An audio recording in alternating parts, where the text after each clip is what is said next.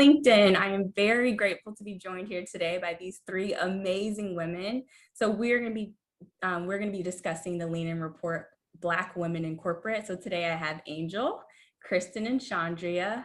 So Angel Henry creates Ceiling Breakers.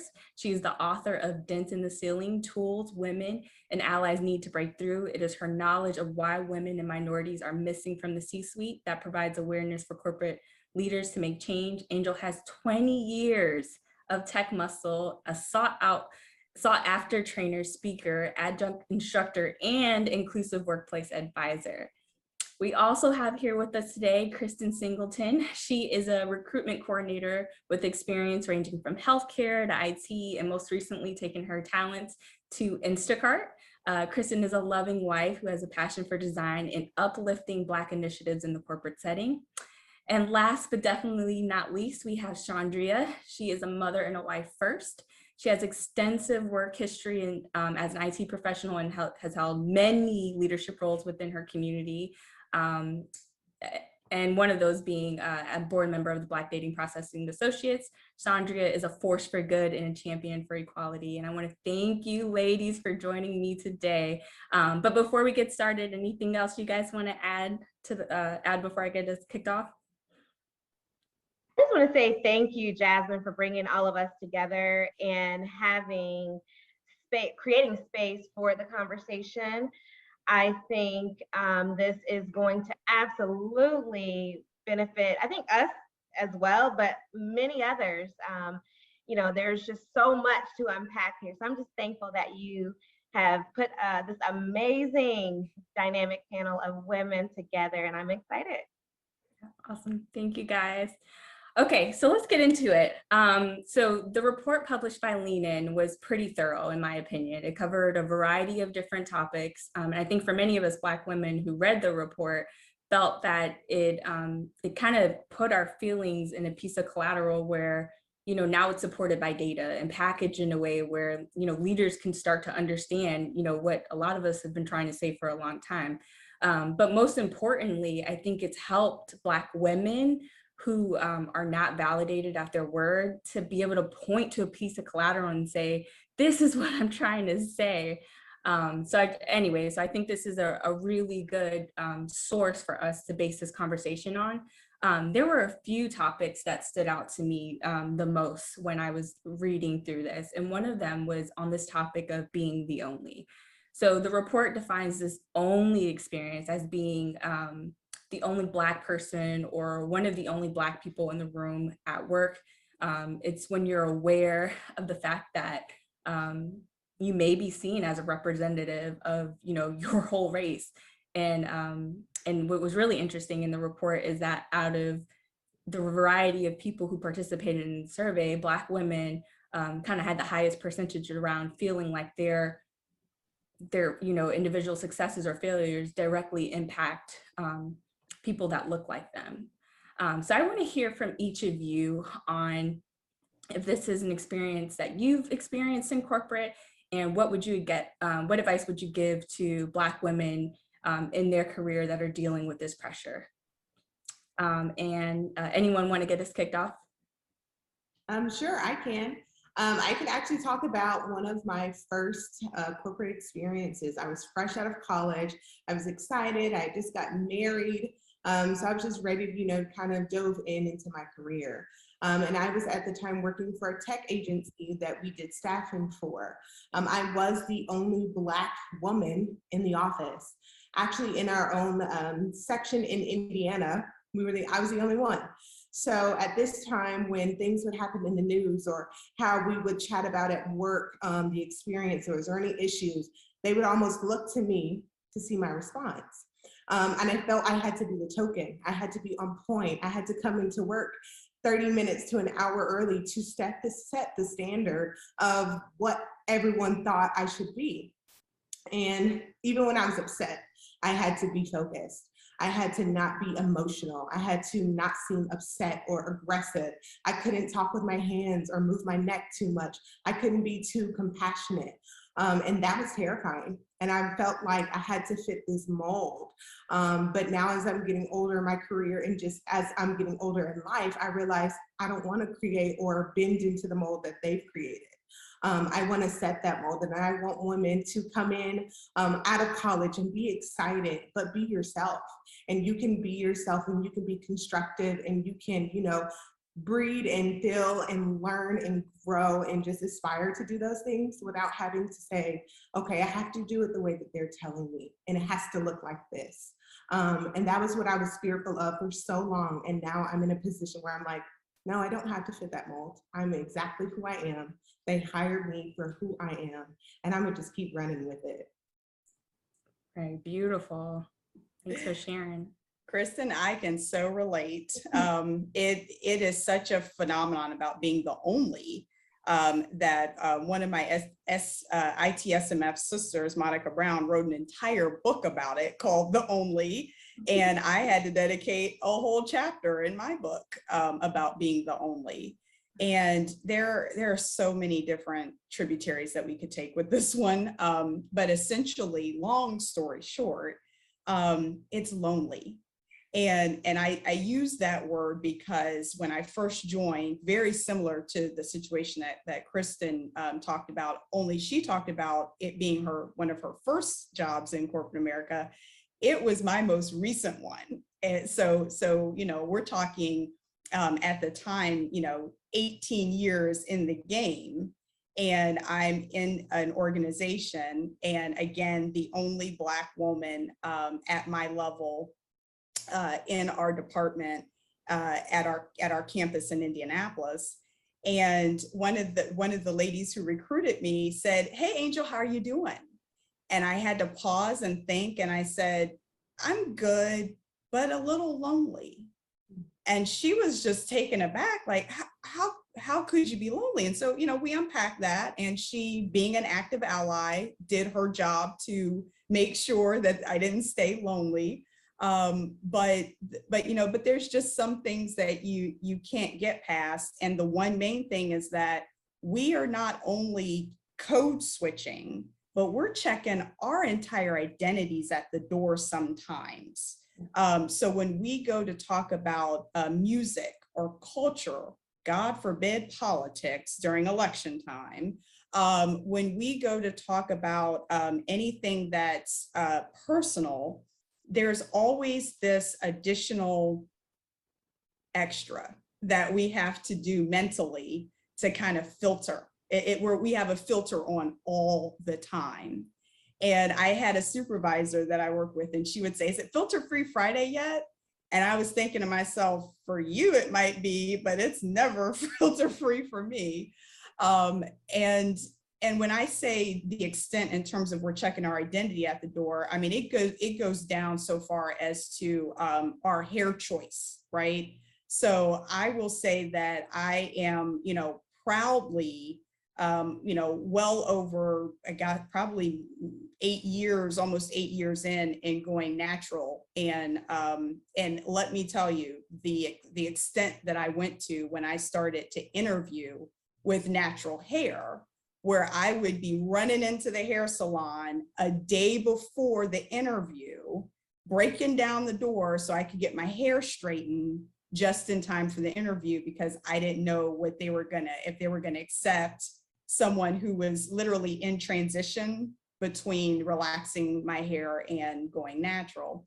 And I will never forget, it was just recent, it was just 2 weeks ago, so it was very pertinent, where a woman on LinkedIn announced herself going natural, and that she was going to wear her natural curly hair to work for the first time. And it was awesome because it wasn't a big deal. And a lot of the white male commenters on the post were like, "Is this a thing? Like, I don't understand. Why are we talking about hair? Shouldn't this be a Facebook post? I don't understand why in 2021 Black women are posting about how proud they are about being natural." Well, it goes way deeper than just hair. It's about us really stepping into our full identity. And hair is just one aspect and one example, but it's a very symbolic one. And so when I talk to women and you know, trying to get to in terms of that mindset, it's about stepping into your full identity and what that means for you. Absolutely. Thanks. That so much there to unpack. Yeah. So Shondria, can you share a little bit about your experience? Yeah, absolutely. I can relate so much to what both Kristen and Angel, and in particular, the whole natural hair journey, and how we have to try to, you know, fit into a certain. But I'll say this in particular, since we're just talking about that, you know, I transitioned to natural hair probably about in 2007 actually, and I remember um, feeling like I wanted to, but I was really apprehensive because I didn't know how it would be viewed. Um, and in the context of being the only, many uh, of my Black sisters were still, you know, hair straightened or whatever the case. And when I did transition, I remember many of them not being as accepting. I actually had a few more white coworkers were like, "Oh, that looks really nice," and it was more of from my own, like, "Girl, why would you do that? Why would you, you know, change your hair, your gorgeous hair?" You know, and so I had to deal with that from that lens of kind of being the only, but it's completely shifted now where there's certainly more acceptance of natural hair, but then also there is more of, hey, I'm going to stop hiding and I'm going to be my full self, and all of its authenticity, which I think honestly, when we show up, you know, in our authentic selves, that's, you know, certainly even better. I think all around, you know, mentally, physically, I feel like when you are true to who you are, whatever that may be for you, your performance is better, your energy is actually even better. I mean, it's, you ever, you know, be around someone and you can just see this light, right? And it is something about showing up as who you authentically are. But then really quick, early on in my career, I remember one of my coworkers, I just started out of college, out of Florida A&M University, and I was in the Twin Cities at the time. That's right. I was in the Twin Cities at the time, and very excited, you know, just as Kristen was mentioning about, you know, being adulting, right? And being a part of corporate America. And I remember a coworker basically, you know, inviting me to kind of this. It was a social gathering, but it was also where they were meeting to talk about whatever their project was at the particular time. And I'm thankful that they invited me, but when I showed up, I literally was the only Black person, and of course the only, I was actually the only female in this particular case.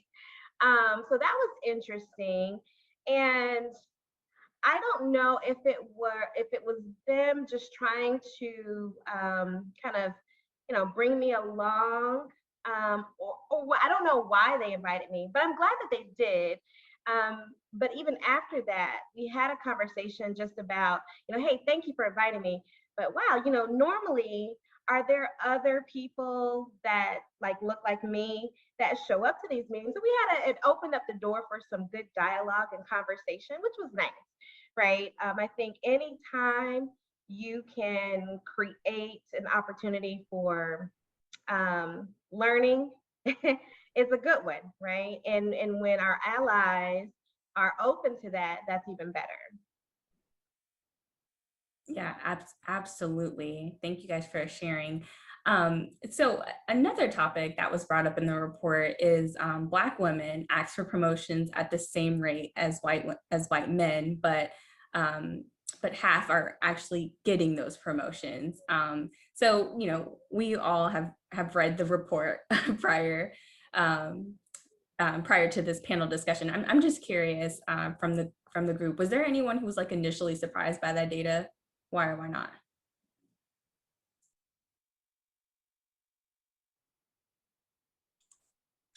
Uh, not surprised. I am fortunate enough to be part of a phenomenal girl tribe where all the women are ambitious, highly degreed, and have very clear career goals for sure. And most of those career goals include getting to the C-suite. And so we all talk amongst each other and support each other. And so again, back to your point, Jasmine, to look at the data to say, yeah, okay, that's not uncommon. That's the majority of us that are like that. But when you really take a step back and you think about it, it shouldn't be surprising to any demographic, because you have to think about all that we've gone through in order to get to where we're at.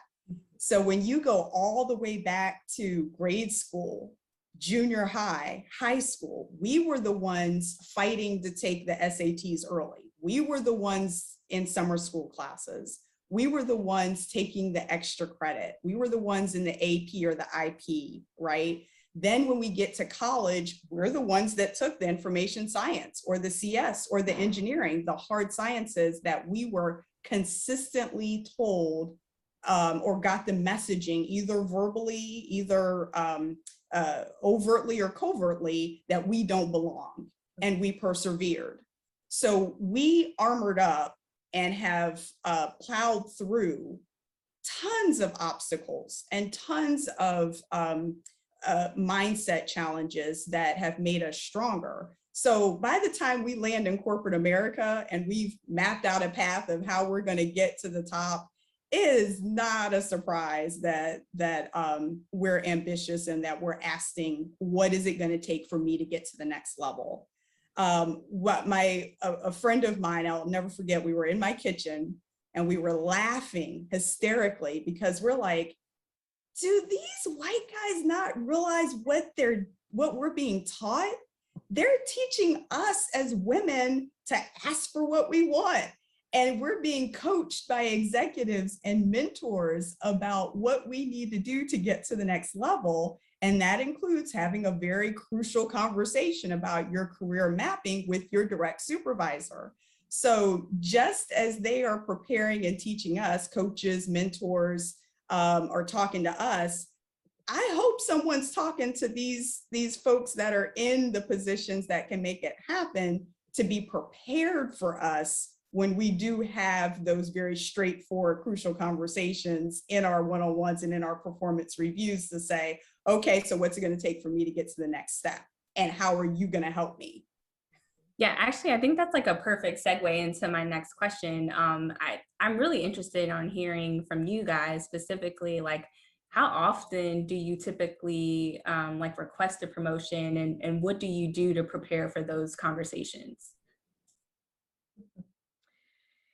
Yeah, great question. So, in fact, I was actually just having a conversation about this with one of my mentees.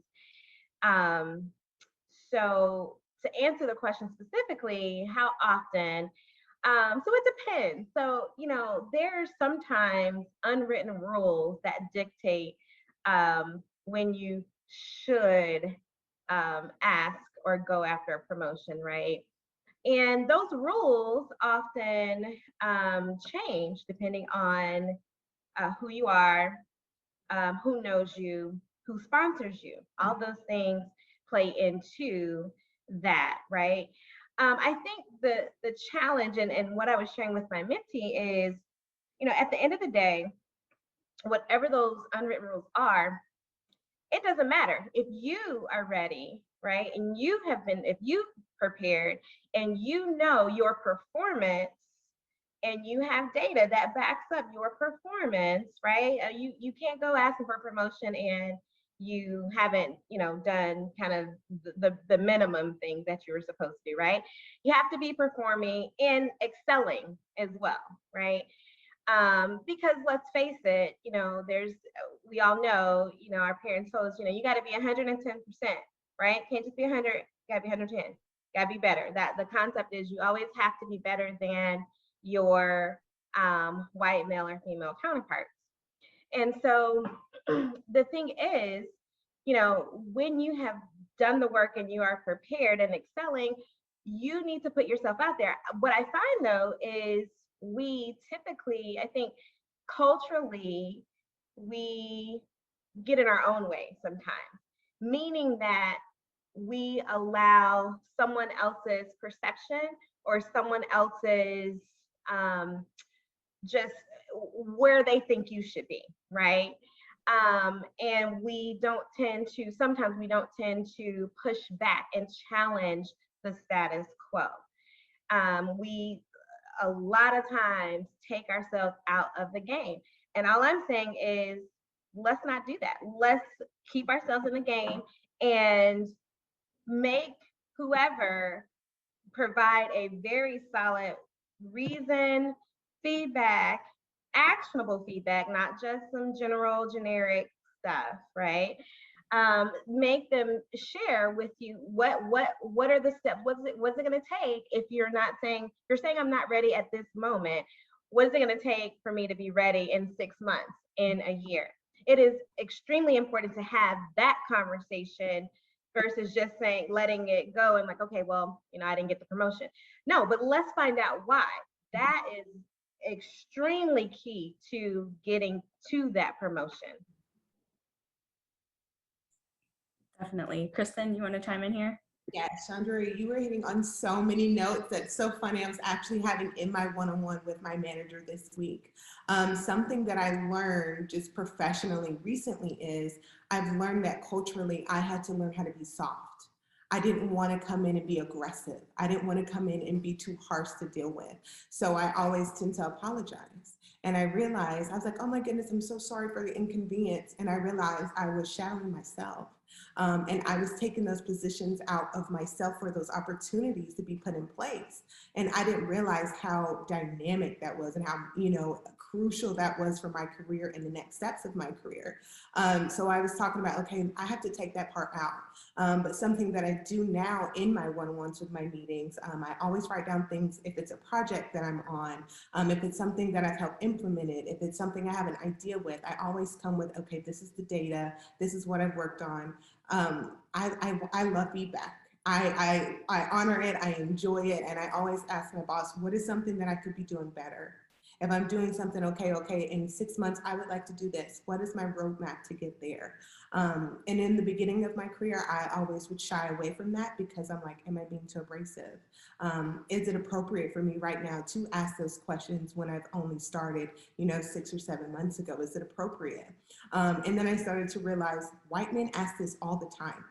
They ask it at any opportunity they get, they will ask it and they will keep asking. And they're like, okay, well, what else can I do next? Well, how can I, take the next steps into my career? And I'm like, wait a minute.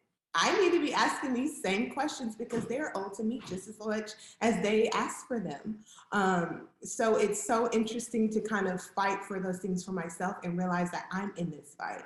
And then I'm trying to network and understand, like from a business perspective, what is it that I can do next, but don't be fearful into taking those next steps.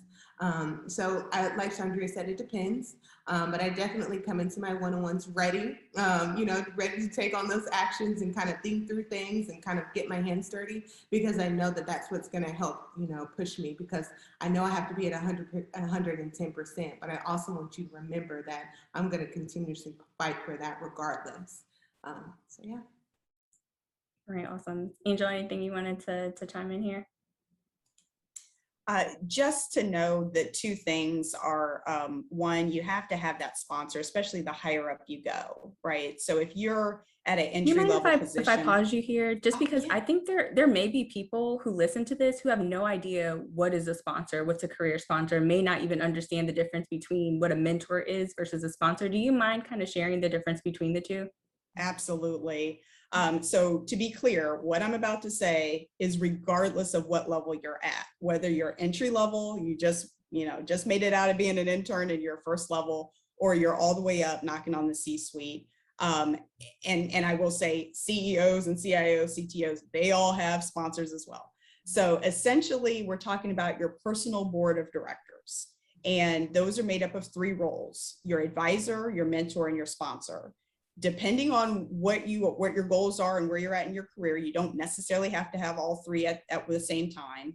But you do want to probably do a little personal look-see to say, okay, where am I at? Am I going for a promotion? Am I trying to get to the next level? Am I new in my role? And if so, do I need these 3 roles? So first, your advisor, that's a person that is just, I kind of candidly say, you don't have to like them. you just need to know that they are good at what they do.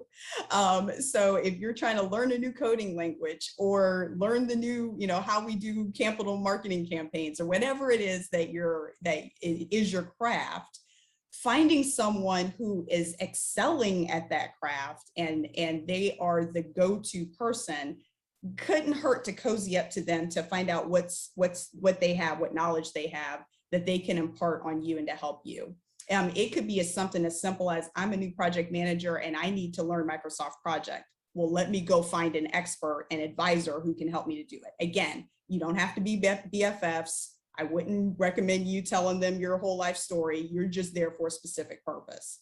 Your mentor is the opposite. They are the person that knows the good, the bad, and the ugly about you, and they are there to help you. And I say a good mentor, any good mentor that's worth their salt, is someone that is going to bring you under their wing, share their personal experiences with you, let you cry on their shoulder, but they leave you whole. They leave you walking out with a very positive, clear action plan to help yourself in whatever's going on with you. So again, they know the good, the bad, and the ugly, and the hallmark of that relationship is trust. So I personally am a little leery of company-sponsored mentorship programs. I think those are more advisorship programs that they hope to turn into mentors at one point. And it's hard to do a matchup. Every now and then you can do like you're matching up in a dating service, and you want to pair people that have like similarities, like backgrounds. They went to the same college, and you hope the magic happens, but rarely does that really happen. So let it happen organically. Let that relationship take time to cultivate, because you want to make sure you can trust that person and that they're not going to go and tell your business or hurt you. Okay. And then lastly, and I will say arguably the most important to minority women, is sponsorship. Now, this is the person who knows the good about you. Okay. There is someone who is going to be able to cash in their political or social chips within the organization to get you that next promotion, to get you that stretch opportunity, to recommend you for a bonus. It's a thing, by the way, for those of you that don't know, it's a thing behind closed doors. Us resource managers, people managers are talking about you. You aren't in the room, but we're talking about your performance. We're talking about who has a good personality, who might be a good fit for a new position that we're coming up. And you, for those of you that are sitting there scratching your head thinking, wait a minute, how did Billy end up getting to be senior director of this new innovation team? That position wasn't even posted. Oh, there was a position and it was open. We just talked about it and we just moved Billy in. Okay, so that's how that happens. So if you want somebody in the room talking good about you and just move you into a position, you need a sponsor. And so we won't even go into a tangent about how you get one and that sort of thing. I'll just say, Sylvia Ann Hewitt, forget a mentor, find a sponsor. That was my go-to resource guide whenever I'm looking for sponsorship or keeping it top of mind. So sponsorship is key, right? Especially to promotions, especially the higher up you go in the corporate ladder. That is critical. Before kind of lower level, entry level, it's just all about exactly what Shondria said. Did you hit your mark? Did you do the thing? And did you excel? And was everybody happy with the outcome? For the most part, if you're doing that, but the higher up you go, you need a sponsor. And then secondly, I think it was a point that Kristen was making about getting the feedback. Oh, that's a whole, okay. So rude awakening, the majority of white men are uncomfortable with giving women feedback, period. Okay, so we'll just say that. So you can now imagine that the extra layer or the barriers that occur when it's a gender difference, it's an ethnic difference, it's a cultural difference, it's a religion difference, and it's a racial difference. So you're just packing on the layers and you're just packing on the degrees of separation, and every degree of separation that you add on makes those critical conversations of getting feedback harder. So right or wrong, and this might be a little controversial, but that means that we're going to have, if we're going to get where we need to get to, that means we're going to have to make it comfortable for them to give us the feedback. Now we can argue if that's right or wrong all the day as long, but while you're arguing, you're not getting your promotion and you're not getting your feedback, right? So make it comfortable, make it so that they know you're not going to go off, you're not going to do the neck roll, you're not going to do that I need data when they tell you what they think about your performance and what they think about you from a personal perspective and your ability to get to the next level, right? That's a hard conversation for anybody to have if somebody's coming to you saying, hey, I want to get to manager, and the person in their mind is thinking, no way in heck are you going to make manager without some major changes. How do you communicate that in a professional environment without a trip to HR, right? So they're thinking about all that and they're filtering, and what usually comes out of their mouth is, oh, you're okay, you're doing fine, you're doing good. And in the meantime, no movement and you're scratching your head. So work with your mentor on ways that you can craft getting that critical feedback that you need. And let me tell you guys, I personally have gotten pretty creative about how I get feedback. And sometimes it's indirect, right? I have gone so far as to ask my supervisor, hey, when that new VP joined, what did you tell him about me? What did you say? And he's like, oh, let me think. What did I say about you? That's telling, right? About what he shared to somebody else that doesn't know you. That's a great way to get feedback. So you may have to get creative, but it's needed. Definitely. Thank you for those. Those are some gems there. Everybody was like, yes. You can see the notes going in there in the head. Okay, so actually, that's kind of a perfect segue into this topic of intersectionality, right? Which is something that this article highlights, this piece of collateral highlights.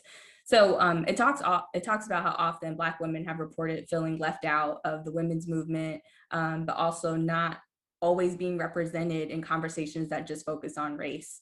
So I am curious, from hearing from each of you, have you been a part of like corporate sessions that focus on intersectionality at like your prospective places of employment? It doesn't have to be this one, but or previous ones. Have you had that experience?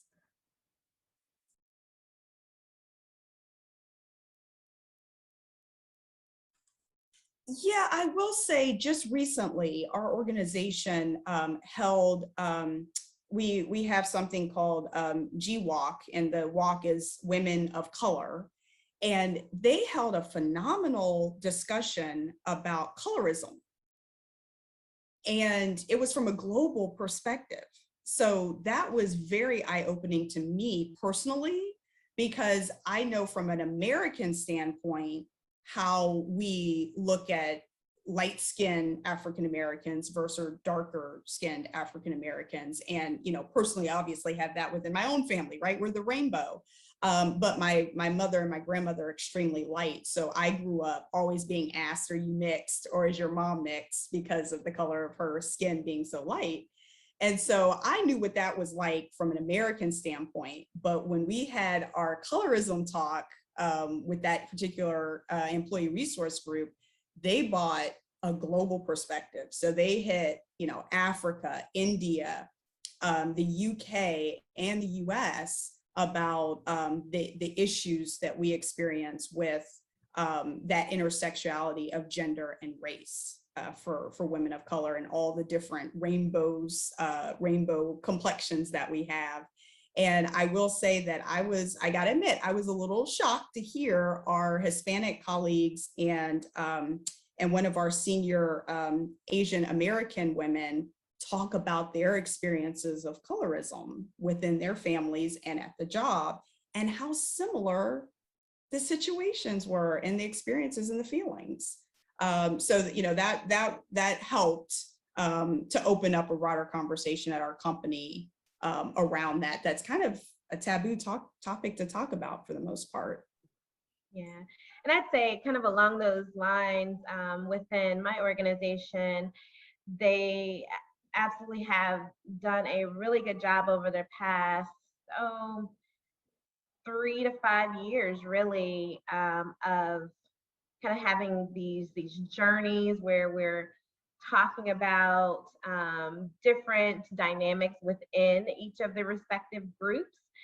And what's nice is it through these journeys, it's given an understanding of kind of some common language, and also some, like Angel mentioned, you know, some common trends that we're seeing across all of the various um, groups and dynamics. And it's great because I think in general, what it's done is open, I think it's created some safe spaces in general to have the conversation that we didn't previously have. Or we were maybe having conversations, but it was really within our respective groups. So for example, you know, within the Black employee group, right? Or it was just in the LGBTQ plus group, right? Or in the Hispanic group. And so now it is truly a conversation, you know, collectively together and understanding, you know, some of the disparities that we face.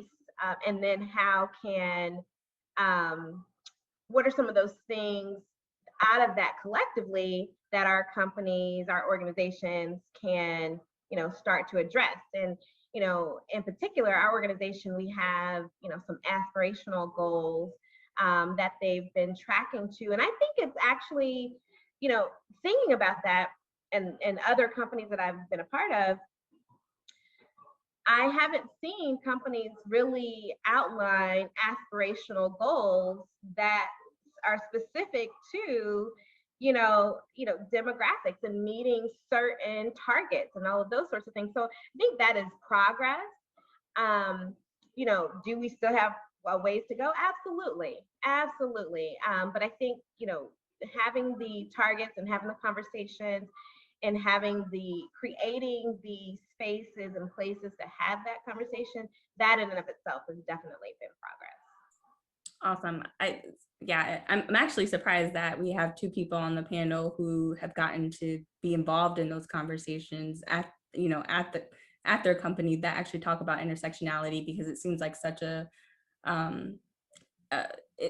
I don't think that's a good representation of corporate in general. So we did get fortunate here. And so my next question, kind of within this theme is, so for those people out there who are watching this and like, man, those conversations are not happening at my place of employment, but they would like to start having conversations about intersectionality. Like what advice would you give to those women who are interested in start having those conversations within their corporations? I would say one of the resources, actually my husband shared it with me when we started talking with our DE&I office about you know, how we would even approach this and you know what we should do, right? All those conversations that took weeks to have. I was candid and said, guys, I'm feeling a little apprehensive. I'm not trying to be the token to put myself out there and fall on the sword because of something that I may share or say and it negatively impact my career progression. I'll just put that out there, right? So a lot of women who are listening to this are probably thinking the same thing, like, it's not going to be me. I would say, if you're passionate about it, you really want to do it, but you're very apprehensive like I was about being the one to open their mouths and start something like that, One of the resources was a book called You Can't Say That at Work, or You Can't Talk About That at Work. That's what it's called. And I don't have the author's name in front of me, but I think it's available on Amazon. And so they, you know, we were taught, I know I was specifically taught, you don't talk about politics, you don't talk about religion, you know, you stay to the safe topics around family. What are you doing for the weekend? The weather, if nothing else, right? You keep the safe topics and you don't venture outside of that. So here we are putting that on its head and say, we're going for the jugular. We're going to talk about what it's like to be a Black woman in corporate America. And that might step on some toes. So how do we do that in a way that is, I think, Shondria, you said it creates a learning and not be divisive. And so there's a fine line to walk there, because you need to know when to push the envelope, but you need to know when to hold back. And so I would recommend anybody to partner with an accredited organization or trainer that's done it successfully before. Don't try to go it on your own. And so that means get somebody that you know that can recommend that person, right? Whether it's a person or an individual that's doing that DE&I training. So make sure that they're accredited and reputable.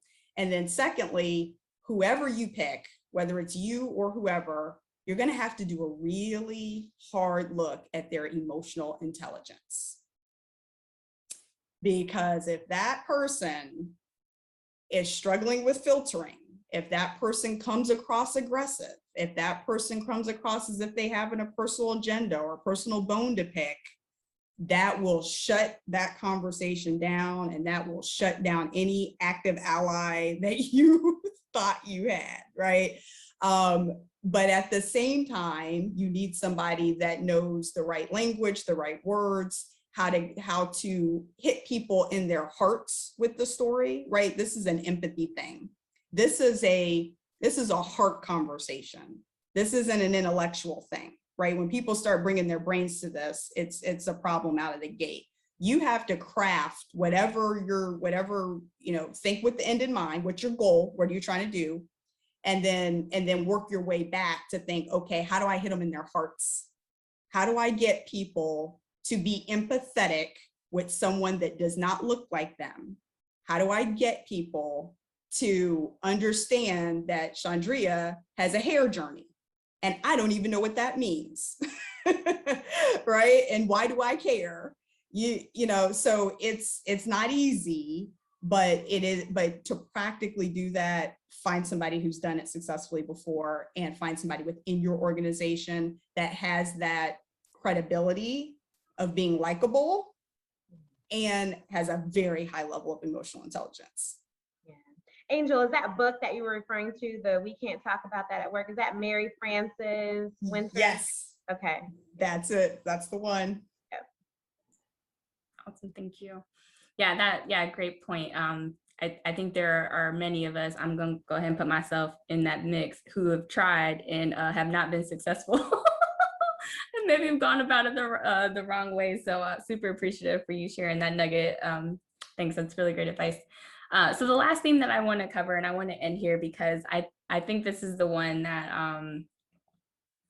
that has been recently kind of put out there in the atmosphere and kind of a hot topic, but not really a lot of concrete examples or well-defined. And this is topic of microaggressions. And that's kind of where I want to end the conversation. So for those of you who are not sure what a microaggression is, I'll go ahead and define it for the group, and then we'll get into the conversation. So a microaggression is a comment, could be an action, a set of actions that demean or dismiss someone based on their gender, their race, or any other aspects of their identity. So that is the definition of what microaggressions are. So I want to ask you guys, do you feel that you have mastered spotting a microaggression when it happens in real time?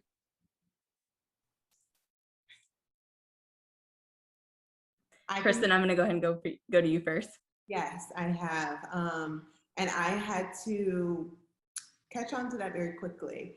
Just a little background story of me. I grew up being one of the only we were the only one of the Black families in our entire neighborhood. So I kind of grew up with microaggression.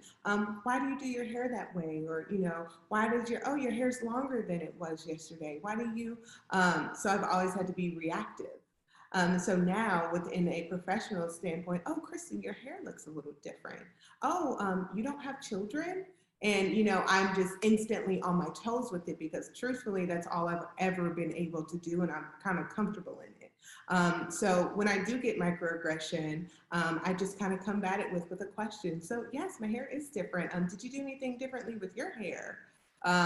Just kind of giving them different things and making them feel a little bit uncomfortable because I feel like I'm not a petting zoo. I'm a person.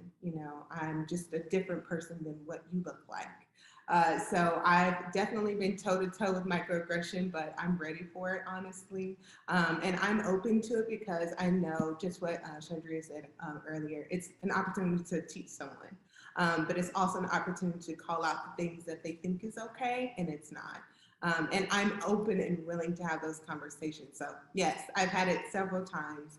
And I've learned in my career how to challenge it, but be respectful while I'm doing it, if that makes sense. Awesome. So anyone else, are you guys able to catch it real time?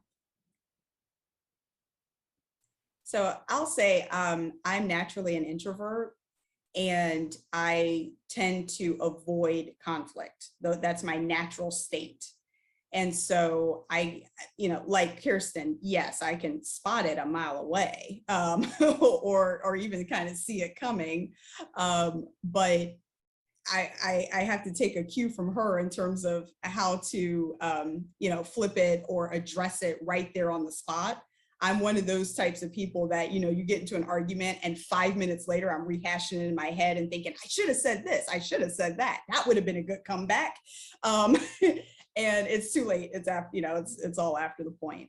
But I have grown in my confidence and my comfortability to come back and address it when I need to, right? So I learned from a mentor, shout out there to Tamalisa.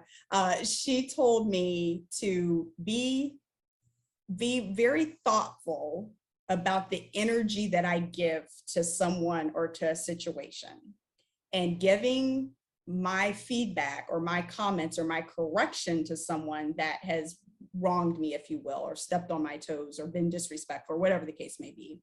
Think about the outcome and is it worth it? Because if they're not ready to receive it, if you know for a fact this person has an extremely low emotional intelligence and they won't get it, then is it worth your time, right? So each individual person has to make that assessment and that choice for themselves. And so that's the lens that I'm constantly checking myself to say, is it worth me giving them the correction? And I have to think about, am I going to be interacting with this person more than once? Am I going to be helping them for the next minority that comes behind them or the next female that they encounter? Will I drop that seed and then maybe somebody else waters it? I have to think about all of that. But at the end of the day, it's my energy. And I get to choose if I'm going to go out of my way to give them a gift of correction, because that's essentially what it is. And so I have to take a page from Kristen about getting faster about doing that. Yeah. And so I'm going to throw in so same question, just spin it a little bit, because I'm probably one of those people, like a microaggression will happen against me and I'd be like in la la land. And then a few minutes later, I'm like, wait a minute.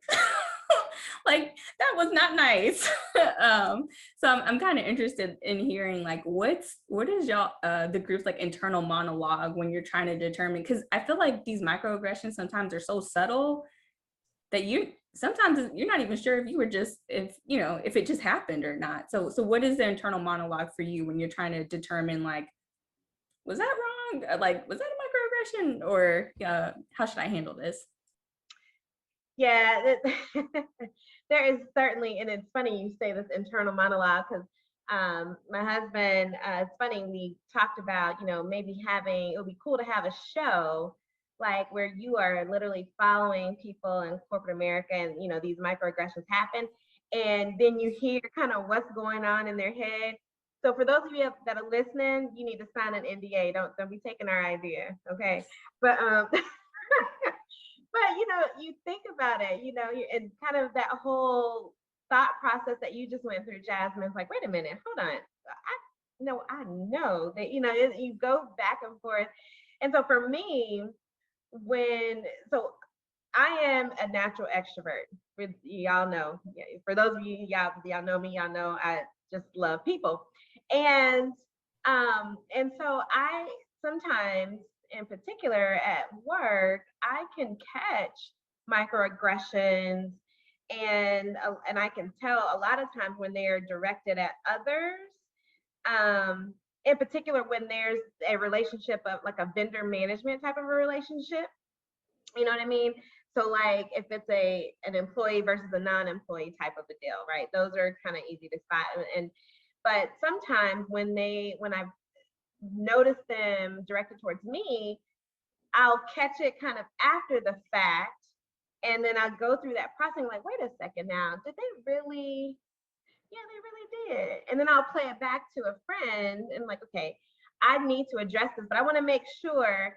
So, but I already felt like I knew it was happening, but I'm doing these extra checks to, okay, going back to feedback, Kristen, it's like, okay, well, today they're going to learn, but we're going to have a teachable moment. And so I will, once I get kind of that validation, it's just a double check to make sure I'm just not having a bad day or something like that. And if somebody's like, yeah, that was a little sideways how they said that or whatnot, I will go and address it actually, one-on-one. I won't do it in a group of people because a lot of times that's where it happens, right? You're in a meeting and, folks feel like they can just talk out the side of their neck. And you're like, okay, yeah, okay. And after that meeting, we're going to have a conversation. And I want you to understand how this landed, right? And also, actually, this happened recently. And yeah, this was in a church setting. And I know the heart of the pastor and the church. So I know this was not intended how it landed. But during an introduction, and they were introducing a Black pastor and was going through all these accolades and all these things, and he is articulate.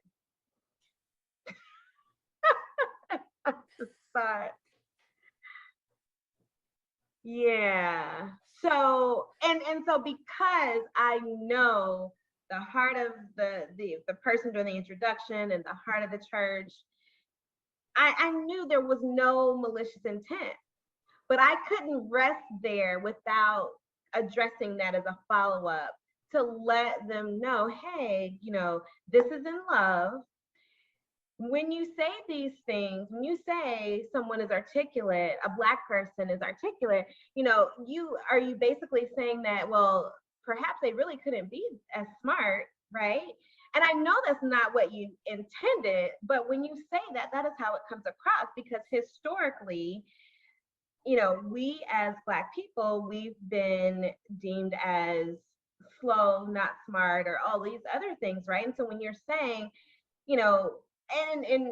and you're talking and introducing a pastor, so of course he's educated, and of course he's articulate. So why do you need to, state that? That's assumed, right? So anyway, that was a recent one. And so again, love the church, love the pastor, all good, feedback taken, we're good. Yeah, great. I really appreciate that like concrete example, and want to like open it up to the group if there's anyone who wants to share an example, because I think right, like Shondria said, I mean, you've got people on the end of the spectrum like Kristen, who Kristen, she catches it at the moment. Like Kristen, like her process is like, oop, that's wrong. Let me get it. Let me get you right now.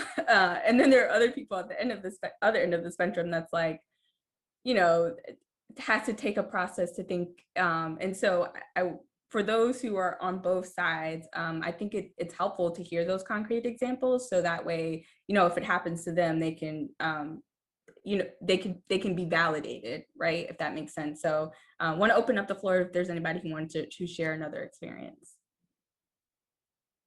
And I do understand that's incredibly scary. So definitely don't want to put anybody on the spot. And actually, I don't mind sharing one that happened recently, kind of as I came back from maternity leave. So this is very recent for me, and really very, very happy to say has not been a common experience for me. It was definitely one of those, like, you know, once in a career so far has that happened to me, and it better not happen again, experiences. But so basically I had come back from maternity leave. I got put on a new project. And as I was being put on this project, my roles, so the project, and I think a lot of people relate to this, it was like one of those things that was like, we need to go do this now. Like, we don't understand all the steps. We're just gonna get a bunch of smart people together. The roles will, like, we high level know what the roles should look like. The details behind it are a little like meh, right? So we're, you know, so just a group of people together trying to run to figure out how to get this thing done. And the project manager that I was working with at the time, so as we're meeting, if you've worked with me before, you know I'm a challenge. I challenge everything. It's who I am. Because I like to make sure that we're doing things that make sense. I hate redoing work, and that's just, it's who I am. So I'm gonna be the one asking 50 questions, because if we can't validate what we're saying and we can't put it on paper, I'm like, pause. Pause, because I don't like to do things twice. And I don't like creating bad experiences. And in the industries that I've been in, those have had like direct impacts on people's lives. So I'm very, very, very careful. So anyways, I'll share what the experience was. So we had been meeting quite regularly, and, you know, constantly requesting for feedback, not getting any, to a comment that we made earlier. And actually the last day of the project, this particular person gave me many kudos, like unwarranted, by the way, just a sense of kudos. And then I walked into a meeting with so I was a borrowed resource. I walked into a meeting with my manager the next day and found out that for this particular project, I was rated an inconsistent performer. Yeah. Yeah, and I look at everybody's face like, what? Yeah, exactly. And as I reflected on that experience and thought about the dimensions of difference between us, and the level of discomfort, right? Like, so we end up having a follow-up conversation around like, okay, so like we met weekly, why am I just finding this stuff out now? Where I fall is that a lot of those dimensions of differences was causing some holdup around giving me the feedback or the transparency that was needed. So I'm just floating about my way thinking I'm nailing it. And right, like the day before I was told I was nailing it, and then walked into my meeting and found out that that was not the perception. So anyways, that's my example. Hopefully if that's happened to someone else, then that's a microaggression. Yeah. And I'll just say too, that regardless of whether you're an extrovert or an introvert, the intersection of you being the only and dealing with microaggressions is something that you have to be very mindful of, because of who we are, being the minority in a majority environment, you're more sensitive, and you've kind of been taught and trained to armor up and to catch them and to be at least aware and mindful of them, whether you catch it right as it's happening or after the fact. But what you do with that information and how you correct it is critical, because you will get labeled if you are the one constantly challenging and pointing out microaggressions for you and other teammates. It will happen, right? So it's unfortunate, but it's the truth. So that's where I will say the tip that I give in the book on engaging active allies is critical. You cannot be the only one calling it out. I got to be very clear with you about that. If you're listening to this and you're like, yeah, I'm seeing it, I want to get better, and we got goals to be like Kirsten and catch it, run it, start. Be very careful about calling it out, though. You're going to have to enlist your active allies to help to teach them how to be cognizant of it and let them do the correction for you, because no one is going to hear better than if it's coming from someone that looks like them. Absolutely. So Shondria, I'm going to let you wrap us up on this topic, if you don't mind. Yeah, I wanted to share this really quick.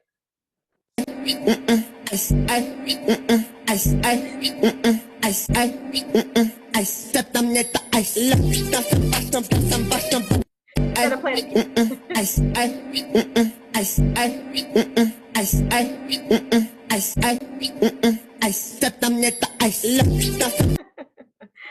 I love that, because I think that sums up, just all of us have probably experienced. Hey, can you take the notes for this? Can I call you Sean? No. It's and I know we're kind of making light of it, but it is so true. It highlights everything that we literally just talked about. So thanks for letting me share that briefly. And Kirsten, shout out to you for putting that out there. Yeah, awesome. Thank you. Yeah, no, I think that was perfect. Okay, guys, so I'm going to go ahead and wrap us up. But before I do have a little bit of a surprise for those of you watching the video. So as you guys have heard referenced throughout this panel discussion, our very own Angel Henry, she wrote a book, you guys. We have a whole author here. And so one of the things that we want to do as a gift to you guys, so if you go ahead and you like this post and you share it on your page, you will automatically be entered in a drawing to win a copy of her book. And so I will be reaching out to you directly to get your information and we'll be sending the book your way. So see, we got it on hand. So as you guys heard today, Angel is she's an amazing woman, a force for good. We are so proud and just want to lift you as high as we can, because you really do the work. And we're just so grateful for all that you've done, you're doing, and will do in future. So please like and share, and you guys will get the opportunity to get a copy of her book. And I just want to thank all three of you guys for being here today. There are no words, right, for how grateful I am. And I really do hope that you, the listener, get something out of this conversation. Please feel free to give us comments, share your feedback in the comment section. We will all be watching and eagerly waiting to talk to you guys. So thank you all, and we hope that you have a great day. See you later, Jasmine. Thank you. Bye. Take care, ladies.